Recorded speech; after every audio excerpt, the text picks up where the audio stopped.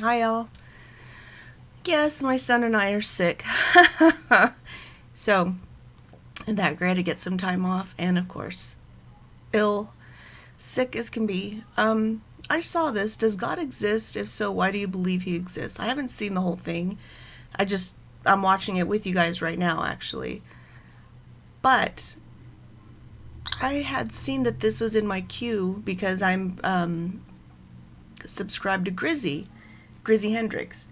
And when I was reading one of my magazines yesterday, because I must get about 16 different magazines, I went through my Oprah magazine, and there's a part called Signs and Wonders. I just want to read you some of this, okay? And this is, it just says, in the Bible, the phrase signs and wonders denotes miraculous events that astonished human beings with evidence of divine power. These days on earth, regardless of our faith, believers and skeptics alike can still be astonished by transcendent moments when we feel something greater at work in the universe. Happenings too uncanny to be pure coincidence, offering reassurance or guidance when we need it most. To mark this magic-filled time of year, we asked readers whether they've ever been visited by a sign, and their responses were wondrous indeed. Call it fate, kismet, divine intervention. When the universe comes calling with an urgent message about your life, we recommend inviting it right on in. So, this is the first one. This is by Sally Uzi. I interviewed for a job that went to someone else with more experience, but the company called me back to offer me another position. I was surprised because I'd never actually interviewed for this other job, but I was assured that it was a real offer, and so I accepted. Months later, I found out that when my new bosses met me, they were confused because I wasn't the person they'd selected. As it turns out, the sticky note that said call and offer job got stuck on the wrong file, mine. Now I'm in my 21st year of the company. Okay, that's not bad. When my brother and I were spreading our mom's ashes, we went out to the sea, where we'd spread our father's ashes years earlier. Suddenly we saw two dolphins swimming side by side, and I said, see, Mom and Dad are back together again. This was by Nancy Peterson. I'd had some work done on my car, and on my way to pick it up, I saw a homeless man with a dog. I'd passed by them and smiled before, but this time I really wanted to give them something. I reached into my pocket where I had 3 bills, a 20, a 15, and a 5. I decided I'd hand over whichever I pulled out. I ended up grabbing the 20, but the 10 and 5 came along with it, and before I knew what was happening, a gust of wind blew them away. They landed next to the man's feet. I had a moment of clarity about what the money meant for me versus what it meant for him. So I gave it all away and then went to pick up my car. When I got to the dealership, the guy who had told me the job would cost $800 handed me a bill for $398. I questioned him for half a minute before it hit me. The universe was showing me what happens when you're in a giving state. Barry Niccolo. Have you guys had that happen? I have. Where I might not have the money to give, but I give it. And then all of a sudden I get a bill and I'm like, oh, I forgot all about this. And then all of a sudden it's not so bad. You don't really think about it, you know? A week before I was scheduled for surgery, I was really nervous. In the grocery store, I saw a nun in full habit. She came up to me, admired my shirt, and told me about a young man who'd been thrown a few feet in a car accident, but didn't have a scratch when he got to the hospital. Then she said, Jesus loves you. Out of everyone in the store, she'd come to me with that message. I went into surgery confident and calm. Christine Parker. I was in an accident that should have killed me. Train squad. And I had a scratch on my big toe.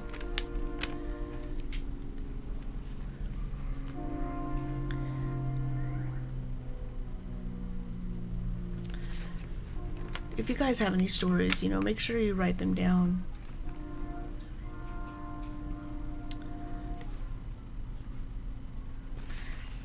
An acquaintance of mine had a boat, one of those small yachts with living quarters below decks, and one night I got on board and met a handsome man. I wound up talking to him for the rest of the evening. All night long I kept seeing a ballpoint pen in various places around the boat. Next to the steering wheel, on a seat, no idea why I kept noticing that particular detail. At the end of the night, the handsome man was dropped off at a different dock, and at the last moment he asked for my number. This was in the days before cell phones, but luckily I knew exactly where that pin was and was able to jot down my number on his hand as the boat was literally pulling away. We're now about to celebrate 10 years of marriage. Elizabeth Brunetti. I had a traumatic delivery with my first baby, so I was very anxious when I was about to give birth to my second. They planned a C-section, but I went into labor 3 weeks early. Since my regular OBGYN wasn't available, I had to have a doctor from another practice. I was having a tough time with my nerves, so I started singing Rocky Top, the unofficial fight song from my alma mater, the University of Tennessee, and the doctor started singing with me. She's gone to U2, 7 hours away, and as I came to find out, she shared my soon-to-be daughter's name, Maggie Ray. I felt God in that space giving us peace. Megan Nelson. I think that's pretty incredible. It is scary to have a different doctor. That definitely is. My mother passed away a month before my daughter's wedding, and we were all so sad she wasn't going to be with us. Whenever I saw cardinals, I always thought of my dad, who died years before, so I asked Mom to visit us at the wedding in the form of a cardinal. On the big day, I kept looking, but I didn't see one. Then in the moment after my daughter and her husband said their vows, the preacher stopped and said, "I want everyone to hold their silence and listen to this beautiful choir of birds singing." I knew that my mom and dad were there, bringing all their joy. As the sun went down, the sky turned a beautiful shade of pink. That was my mom's name, Pinky. It seemed like a gift from her and God on my daughter's wedding day. And that was by Amy Hughes. In 2014, I was struggling to find permanent work. One day as I sat in my car crying, I yelled out, "Okay, universe, it's all yours. I take everything I have. Take everything I have." Suddenly my phone rang and I had to compose myself to answer. The call was about a job. Kelly Parks. In my early 30s, I sold everything I owned and moved to New York to become an interior designer. I landed my dream job, but after taxes each month, I was bringing home less than my rent. My savings were dwindling fast. Self-doubt was knocking on my door. One night, as I sat at my computer, a grasshopper hopped onto my keyboard. A grasshopper? In New York. Yeah. I looked up the symbolism of grasshoppers and read that they can jump only upward or forward and never backward. So I leaned into faith and kicked fear to the curb. Months later, I launched my own design business, and not long after that, I met and married the man of my dreams. Had I not trusted that sign, I would have missed out on so many miracles. Joshua Smith. I was walking in New York City with my best friend discussing my new job opportunity in San Francisco. I was worried about the move, whether I'd adjust and make friends. Then we stepped over an envelope on the sidewalk and realized that SFO written on it in big black Sharpie letters. 5 years later, I'm still enjoying life in California. Carol David. I had taken my dog to the vet for heavy breathing and other symptoms. I was told she was fine, but healthy, just old. The following weekend, I went on an overnight trip about 2 hours away. I had a friend check on my dog. Later that evening, I received 3 calls from a blocked ID that lasted a minute, but nothing was said. On the third, I heard faint breathing. Immediately, I felt that something was wrong and I needed to go home. My friend had checked on my dog at 8, then calls started at 9 and ended at 11:30. When I got home, I found that my dog had passed, lying peacefully on her bed. When I took her to the vet, they told me they believed she died somewhere near 11:30 or slightly after. No doubt in my mind and heart it was her spirit calling me somehow.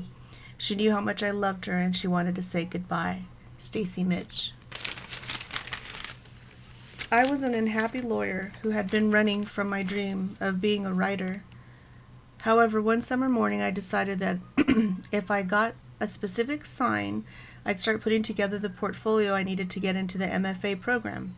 I was going to a block-long neighborhood garage sale and told myself that if I saw a copy of The Glass Castle, which I just read and loved, I'd know I was supposed to write a memoir of my own. I walked up and down that street for an hour, but there was no sign of the book. Then, just before I was going back to my house, a woman ran up and asked me if I wanted a new microwave. I turned to follow her, and on the lawn next to hers, there it was, the glass castle. She told me her neighbor had just put the book out. I bought it for 75 cents. My hands shaking in a daze, I drove to the grocery store, where I parked behind a Mercedes-Benz with a vanity plate that said, "Write it." I guess the universe was scared I wouldn't listen. That was 7 years ago. I graduated from the MFA program, and I'm currently putting the finishing touches on my manuscript. Leanne Milech. That was incredible. I gotta get going. I gotta get my daughter. I was driving to meet a guy for a date at a diner, feeling scared to pursue a relationship because I'd been hurt before. Then I came to a hill, and when I reached the top, I could see all of Lancaster County, including the diner. Underneath a rainbow, that guy and I got married in September. Jenna Sylvie. My saucy, stylish grandmother was born at the turn of the last century, when women had few choices. She loved clothes, and at the end of her life, she told me, "I wish I'd gone to New York and been a fashion buyer." Fast forward 13 years to my second daughter. At 3 years old, she came down one day in capri pants, a little t-shirt, and slide sandals with a scarf around her waist. She never put on that outfit before, but it was a replica of what my grandma wore every Sunday, like part of her had been reborn. My daughter, now 28, went on to become a fashion buyer in New York. She's currently in business school, working with a group of her colleagues to create their own label. Lita Robin Now.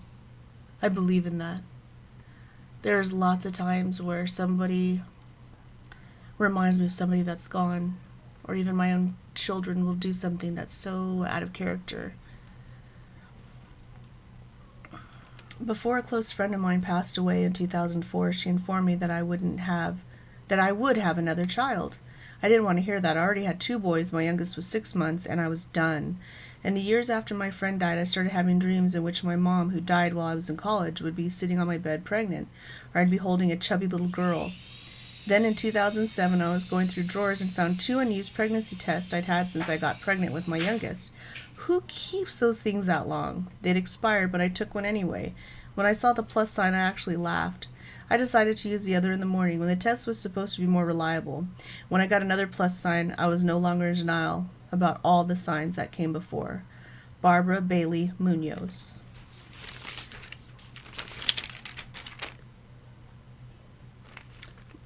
My father was young, vibrant, and healthy until he was diagnosed with stage 4 cancer and died 2 years ago. While he was sick, he frequently talked about wanting to be a fun granddad, though he'd never get to meet any of the grandkids Earthside. This year on my dad's birthday, I gave birth to my son. When I told people I'd asked my baby and my dad for this gift, everyone would politely smile at the crazy pregnant lady.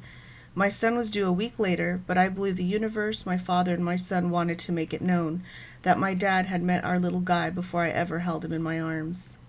Maggie Martin Riley.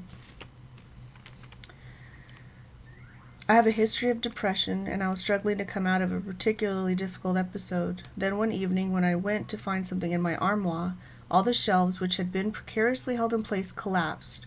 My books and other items were lying at my feet. Out of the jumble, I picked a card that read, "God puts rainbows in the clouds so that most of us, in the dullest and most dreary moments, can see a possibility of hope." It made me take notice in 2 ways. That hope is alive, and whenever I see rainbows, I know whatever is happening with me is going to be all right. Sandra Kovacs. 5 years ago, I totally gave up on men. I had left an unhappy marriage and had been out dating, only to be disappointed again and again. Finally, I said, "God, I'm done. From now on, my focus is you, my kids, my girlfriends, and my wine. If you have someone for me, though, I ask you, please put him on my path and give me a sign." 2 months later, the electronic key to my gym failed, so I took a power walk around my complex before work.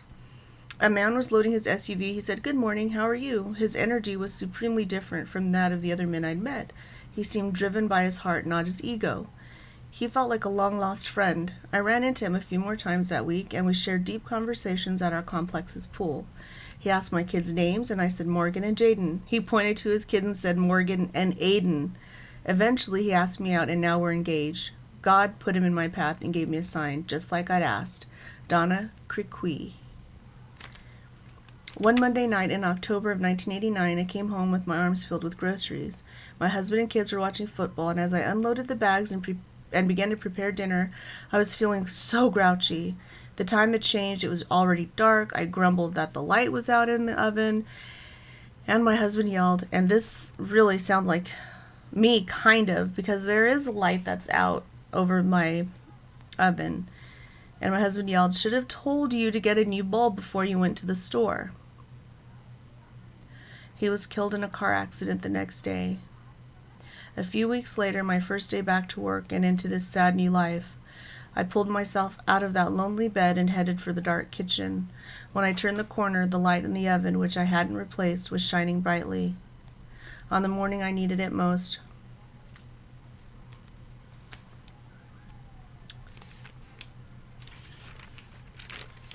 My husband was speaking to me.